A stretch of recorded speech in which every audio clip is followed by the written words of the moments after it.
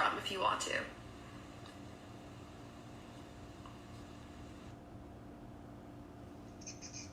Well, this is exciting. Okay, I made it. Technical difficulties. Hi, I'm the pregnant woman. Hi, Facebook, and hi, Instagram. Hi, I'm the pregnant woman. She has a broken arm, but they made this in, this is a 3D thing that they created when I went to China to create the app for this Chinese company. And apparently this is what the woman on all the exercises kind of looks like, the animated woman. Oh, super cool. I think she has a little bit of a lordosis, but... Something like that's possible. So, hi, I'm James at Fit for Birth, and you've met Amanda already, or some of you have, depending on whether we're on Instagram or Facebook. I am so sorry for my tardiness, but one day I'm going to get this down super smooth. That's all right. To kill time, I was having people tell me where they were from, and so Dean is from Utah, and then Erin's from Oregon, and then Feel the Burn, Shawnee's from New York, and Vero's from Texas. We got people from all over the U.S. in this call. All right. Well, time goes super fast, and I talk a lot, so is there anyone online who would like to ask a question right now? And I know that we have some questions. What do you want me to do, Amanda? Just start off? Yeah, let's just go through the first one, because I told everybody already, if they have a question, just put it at the bottom. But Annie asked a really good question. Should you have your CPT before practicing as a PPCES or DCC? Yeah. So the first thing I'm going to say about this is, okay, so should you have your CPT? So like a general certification for personal training is the question, compared to, or before, I guess that's what she says here, before practicing as a PPCES, which is our Fit for Birth pre- and postnatal corrective exercise specialist, or DCC, she's saying, is the diastasis and core consultant. And the first thing I'm going to say is, this is a huge topic. The first thing I will say with it, to keep it really simple and focused for right now, is that I would like to inspire you to follow your heart with what works right. And now I'm going to fill in some details here. So technically, in the United States of America, for example, well, let me back up. In the whole world, fitness is relatively new as an industry. So in the United States, as an example, there is currently no mandatory regulation for someone who wants to call themselves a personal trainer. So technically what that means is that anyone can actually practice as a personal trainer anywhere in all of the United States, for example. And that is probably going to change at some point. Fitness is in the midst of a regulation, and there is a possibility that it will eventually become illegal. Just like I can't call myself a doctor because I don't have an MD license, right? But that's not the case as a trainer. Anyone can call themselves a trainer regardless of education, right? So that's really key to understand, that a lot of people don't understand right there. And so this question of should, Annie, if you're here and watching, should is also like, that's one of those dirty words I don't like that much, right? So this is where I'm going to say you've got to kind of meander your based upon how really I would say confident you feel as an instructor in doing what you're doing, and how in integrity you feel doing what you're doing. So for example, I've been on the phone with certain instructors who are like, this is what I'm looking to do. This is what I am really looking for. Do you recommend this or this? And if for example, I'll give you a few examples. One is that there's a couple of trainers that I've spoken to over the years who have said, I'm just getting into this and I really have no idea what I'm doing. What do you recommend? And interestingly, people who come through the CES often say, like, this has happened, I believe, in 2 of our reviews out of our 90 or so that we have on Google, for example, is people have said, oh, now I know what NASM was trying to teach me. Now, what is that referring to? That's referring to the fact that in our CES, we have simplified a lot of concepts and made them very easily attainable, very easy to practice for people who are completely new novices right out the gate. And so it's interesting to me, and people have told me this as well, the trainers have told me this, fitness professionals, that that basically that NASM was sort of like this huge thing. I remember when I went through NASM so long ago that it was something like 15 or 20 years ago originally, and the book was this big, and now the book is this big. And just as an example, National Academy of Sports Medicine, which offers a CPT, by the way, is what I'm talking about. And I remember that it was a great information and all of this, and it definitely gave me layers when I went through it so long ago. And what happens in I think any industry as it continues to build is it continues to get deeper and deeper with all sorts of complexity. And sometimes that complexity is helpful, and sometimes that complexity is not helpful. And this is where it's sort of like, well, where are you? How, what do you want to do? By the way, one thing to throw in here is that in practice, you may actually need to get or required to get a CPT, even though it's not an illegality. By practice, you may actually have to get it because you won't get a job, for example, at several reputable gyms, maybe all of them at this point. I'm not sure. It sort of depends if you're talking about a little studio versus like, Equinox, LA Fitness, et cetera, right?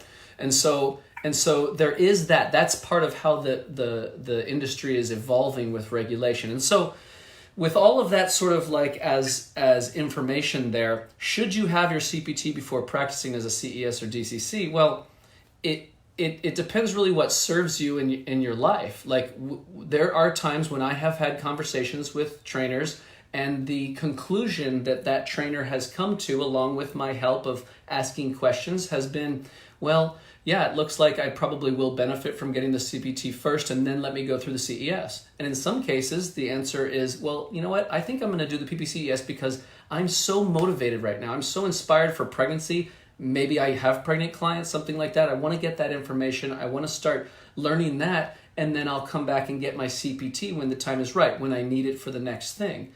And I think that's the important part. What are you most, and this is my final question, or final, let's say, answer to this question, Annie, is what are you most inspired for right now?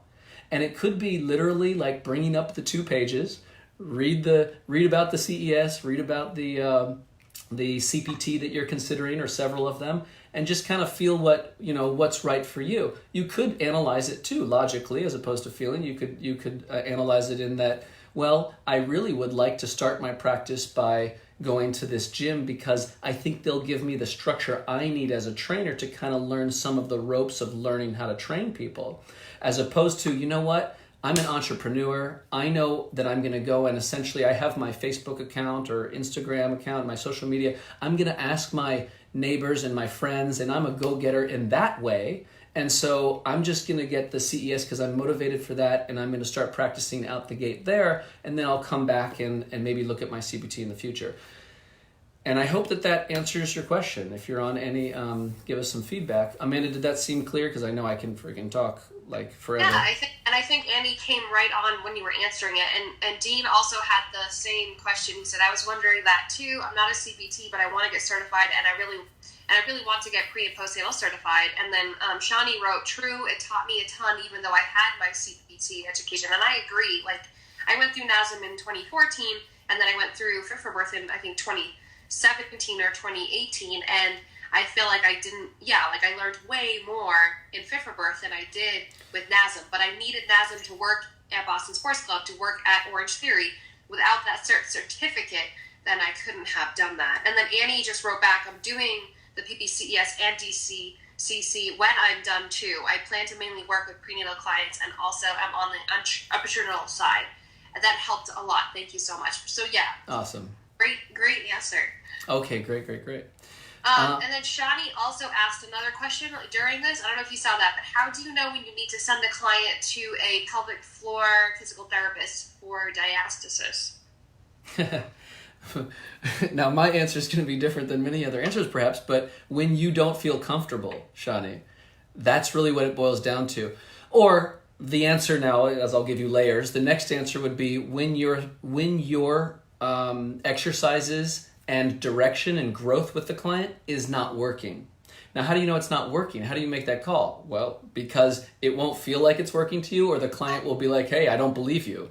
So like so many things, it's your passion that sells. It's your confidence in yourself. And so, if you're learning and you're enjoying and you understand the concepts in the courses, then you know that we've taken the exercises that physical therapists are doing And we've given them to you, especially in the DCC, of course, the Diocesan Core Consultant, so that you can basically have the exercises of the physical therapist. You're not a licensed physical therapist. You're not going to do the bells and whistles and gadgets or the internal work that a physical therapist would do, but you have the exercises, And so, in fact, you've got many more. You've got other industry experts and all sorts of things coming in. And so you're prepared, as a diocesan core consultant, as a, that's our, delineation of that course.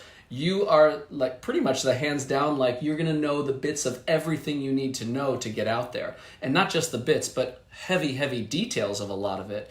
So that by the time that you get into it a little bit, you've got your practice, referring to a therapist. Like, for example, the last time I referred to a therapist was just a few weeks ago, but it was at that place where, and it had been, I don't know, a year before that or something, but it was at a place where a woman came for incontinence, and we did pelvic floor, and she said she wanted to not leak on herself when she's running, right? And so after a few months of working with me and my team here, she got progress immediately, like, hey, let's teach you how to use the pelvic floor, and then let's apply it to slow move or still, and then slow moving, and then fast moving. She wanted to be able to run, right? So we had to take her to one-legged squats and then one-legged jump squats, and now she's doing it. Now she's running, right? And so she's essentially gotten a huge amount of progress. However, she's still having an urgency component. And for those of you who've been through the DCC, you might remember that there's a difference between the stress urinary incontinence and the other one, essentially, which is the urgency, where it's kind of like she would feel she's going to the bathroom, get up, but then feel she has to go again. That's different than sneezing or coughing or running. So we essentially solved one version of incontinence, but the other one, that's not one that we as practitioners are typically used to being able to do. That's what we need a women's physical therapist for. So now, that's where she is right now, for example, right? Did I answer that question fully? Yeah. Cool. So she wrote, right, so that's what I told her, and these are the same exercises she could do, pelvic floor internal assessment, and she's already seeing changes working with me. That's what. Great. Yeah. Great. Yeah, so how do you know when to do it? Is if it's working, then this is your practice. Do your practice, Don't give it away until you need a reason to give it away, right? We can debate this philosophy all day long. Be willing to give it away, of course. Be willing to refer to someone and learn something, right? And build that connection and be a professional of that nature, but also be willing to do your practice. Absolutely. Cool. All right, one more, maybe two more, depending on how we get. Okay. Actually, Dean just wrote, I am in the recovery process from having my twins and personally want to take this course just to educate and heal myself. I have DR and pelvic floor problems and as well help other women afterwards. I think that's amazing. You're in the right place, for sure. Katrina, you said is how you pronounce it. Katrina, what are your favorite exercises for birth prep work? Yeah. So what comes to my mind here is my exercises are mind. That's my favorite exercise. So my favorite exercise is coaching a woman who is open to it on where she is so that she can be in touch with herself through the process. Your mind, remember we teach the 5 foundations: breathing, movement, nutrition, lifestyle, and thoughts. And I'll often say, and some of you might remember this, that what's the most important one? What's the one that governs all of them? And that's your thoughts. If your thoughts are not serving you, you're not going to get up and do your corrective exercise. If your thoughts aren't serving you, you're not going to eat the foods that are right for you, So your thoughts that's the exercise. So then what's the exercise? Well, here's one I've mentioned recently, and I remember in our masterminds is everything is what you're focused on mentally, right? And so we need to, just like corrective exercise, hey, get your core breathing, hey, get your glutes on. We need to help encourage our clients and people in society, I would say, to understand that they're choosing their thoughts. And that's sometimes a hard thing to think about, like, oh, that happened and now I think I'm sad, or that happened and I'm angry. But that's not how I think of it. And you can use things as your excuse to feel a certain way, of course. But increasingly, our science is showing that we have control over our emotions, and it doesn't mean suppress and hold and all this stuff. It just means that you can practice. So, for example, if the car is coming in front of you, cutting in front of you, the classic example, right? And you're like, oh, you get angry. Well, now the next thing is to just notice that and be like, oh, well, let me breathe. And then you sort of do something to talk yourself into it differently. Like, oh, well, maybe that person's having a tough day. Let me give them a break. That's how it works. And then if you're lucky, 50 years later, you're a little better. You know what I mean? Like, it's a long process. But this is meditation. This is mental imagery. This is why we have labor training in our CES program, because what labor training is a sports-specific and physical test to condition her physically, but it's also a test to condition her mentally for what she's going. You know, the single most aggressive event in most women's lives, right? And so she's got to be able to focus.